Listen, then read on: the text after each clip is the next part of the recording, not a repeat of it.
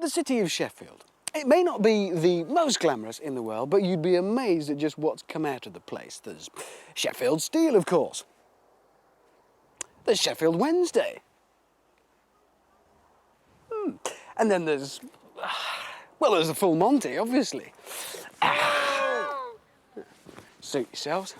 And then there's this from Ginetta, the G20. It may look pretty modern and swoopy and futuristic, but start to look at it and you can see how its roots go back some 40 years. And at the haunches, there's certainly something of the old Jaguar C and D type race cars.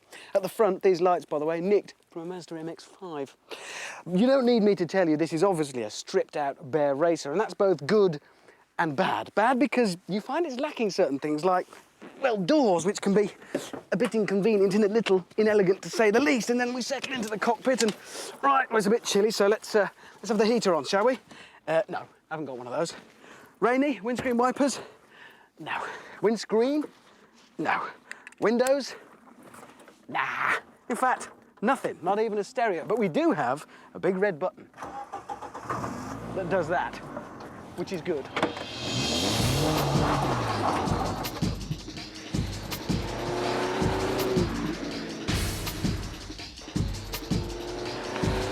Probably the only thing you actually do get in here is the engine up front there. It's a Ford unit. You've got a choice of either a 2-litre Pinto or the more modern and smaller 1.8-litre Z-Tech. And it is good news that they're Ford, because that means, well, there's loads and loads of them. Parts will be cheap.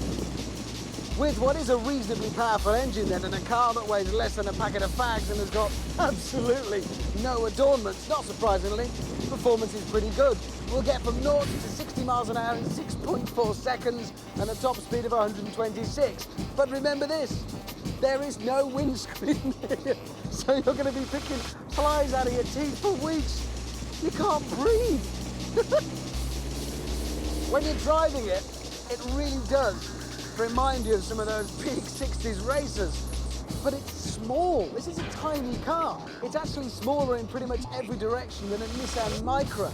Good news is, the price tag's pretty dinky too. For a built one of these, you'll pay about 13 grand, about 8 grand to have one in kit form. If you put that into context in the market, for 50 quid less than that 13 grand, you can have the entry-level Caterham, but that's only a 1.6. A Westfield, basically the same sort of car, 1.8 entry level is 2 grand more. The nearest volume manufactured car would be the Mazda MX-5, but that's nearly 2 grand more again. And it's a completely different beast, really, far more civilized. It's not a bare racer like this.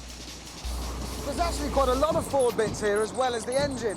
Most of the running gear, so the suspension components, are all Sierra source, which doesn't sound exciting.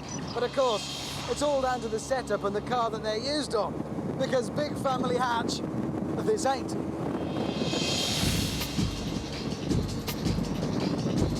Every little input through the steering wheel results in a small change of direction, and you can feel that change of direction and every move the car's making fed back through the wheel to you and through the seat of your pants as well. So it really is a proper little race car feel, and of course most of these will be used on tracks. As driving experiences go, it is a marvellous feeling having no windscreen. I don't even know if you can hear me because the wind is... it is definitely wind in your teeth and flies in your hair or something like that. More than a bit breezy. But you really do feel you're making progress.